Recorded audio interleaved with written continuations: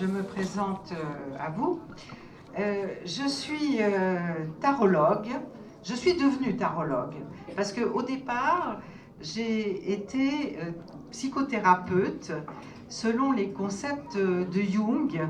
Pour ceux qui ne connaissent pas, Jung, c'était un psychothérapeute du siècle dernier, suisse, et qui s'est différencié de Freud parce que lui, il pensait qu'il n'y avait pas seulement une histoire personnelle, mais qu'il y avait également un inconscient collectif et un ordre caché à l'intérieur de soi-même. Que donc les choses ne venaient pas par hasard et n'étaient pas seulement le fruit de complexes, mais que l'être humain était là sur Terre pour suivre une évolution et devenir ce qu'il était profondément. Et c'est ça qui m'a intéressée et plu dans la philosophie, on peut dire, de Jung, eh bien, c'est de considérer que nous avons un chemin à faire et que nous sommes là, dans cette vie sur Terre, pour une certaine évolution du début à la fin de notre existence. Et que cette évolution passe par une connaissance de nous-mêmes, un approfondissement et une réalisation de ce que l'on est au fond de soi-même. Et c'est comme ça que j'ai eu un jour une rencontre avec les tarots. Et cette rencontre, elle s'est faite selon ce que Jung a appelé la synchronicité, c'est-à-dire un hasard qui a une signification. Il y a une vingtaine d'années, le tarot était très peu connu. Et il y avait très peu de livres sur les tarots dans les librairies. Et j'étais dans une librairie en train de regarder des livres de développement personnel. Et il y a un livre qui s'est détaché d'une étagère et qui m'est tombé sur la tête. Et ce livre, c'était un livre de tarot. C'était le tarot des imagiers de Wirtz. Et je l'ai acheté. Et ça a été vraiment une découverte pour moi que ce livre, que ces petites cartes que je trouvais hautement symboliques et intéressantes. Et je suis rentrée dedans. Et ça ne m'a pas quittée. Et après, j'ai écrit des livres là-dessus, j'en ai écrit 2, Tarot et psychologie des profondeurs, et puis très récemment, Les 22 portes du tarot, où finalement j'exprime ma vision du tarot, non pas comme un outil de voyance. Ici, vous avez, bon, on est dans le temple de la voyance, donc vous avez beaucoup de personnes médiums, voyants, etc. Mais ma façon d'utiliser le tarot est différente. Moi, je l'utilise comme étant un outil symbolique qui est là pour exprimer des choses qui sont cachées en nous. Et ces choses qui sont cachées en nous ont un écho, et je vous expliquerai pourquoi, avec les choses qui nous arrivent dans l'existence à l'extérieur.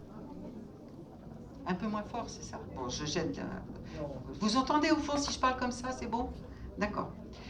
Donc, si vous voulez, ce tarot est vraiment un outil pour nous comprendre, nous guider et nous aider à faire les choix les plus judicieux dans l'existence. Et c'est ça qui est intéressant dans la démarche que j'ai entreprise avec le tarot, c'est-à-dire de vous donner des clés, un outil, pas de vous dire voilà ce qui va vous arriver, il va vous arriver telle ou telle chose, non, pas comme ça, mais de vous dire voilà les clés pour que vous vous alliez dans un sens positif dans votre vie. Voilà les choix qui seront le plus judicieux pour vous. Voilà les problèmes qu'il va falloir surmonter pour arriver à être plus vous-même et à faire en sorte que votre vie évolue dans un sens positif. Or, quand on arrive à faire ça, il se passe quelque chose de l'ordre du mystérieux, même miraculeux, et je peux le dire parce que j'ai plus de 20 ans d'expérience maintenant de tarot, de tirage de tarot, de formation de gens avec le tarot. Il se passe quelque chose de tout à fait spécial, c'est que quand on se met en accord, en alignement, comme on dit, avec soi-même, la vie extérieure vous apporte des choses positives sans que vous ayez à le demander. Ça vient tout seul. C'est ça qui est particulièrement intéressant. Et ça, c'est parce qu'on a réussi à s'aligner, à se mettre en accord avec quelque chose de profond à l'intérieur de soi-même.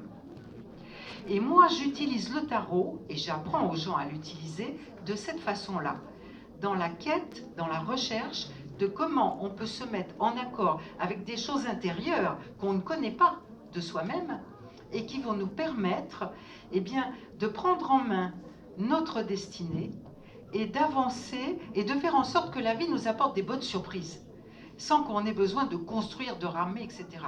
Et c'est extraordinaire à quel point ça se vérifie. Et je l'ai vérifié avec des tas de personnes. Alors malheureusement, c'est dans les deux sens. C'est-à-dire que quand on refuse, pour X raisons, liées à son éducation, liées à d'autres choses, quand on refuse d'être en accord avec soi-même, quand on refuse d'aller voir ces désirs profonds, qu'on se nie, qu'on se renie quelque part soi-même, parce qu'on se croit obligé de ceci, de cela, bref. Eh bien là, effectivement, la vie vous apporte des obstacles aussi. Ça va malheureusement dans les deux sens.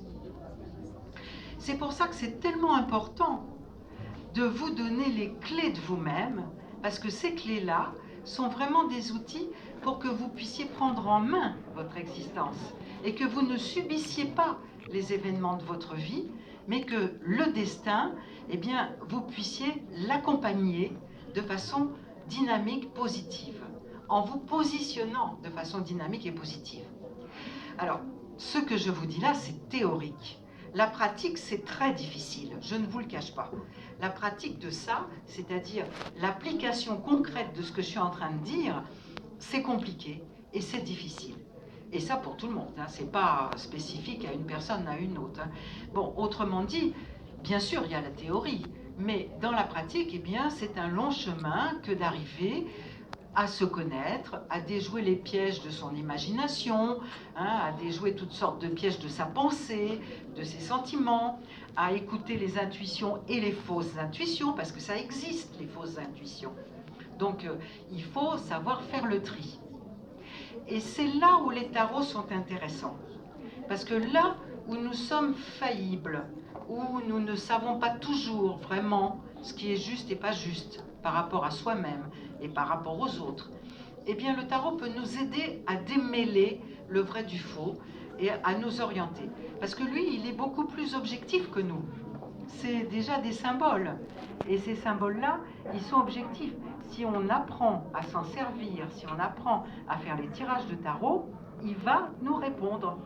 Et il va nous répondre objectivement. Et il va nous aider dans notre compréhension et dans nos choix. Je fais une pause pour laisser la place à vos questions sur ce que je viens de dire. Déjà. Oui, madame. Je m'approche.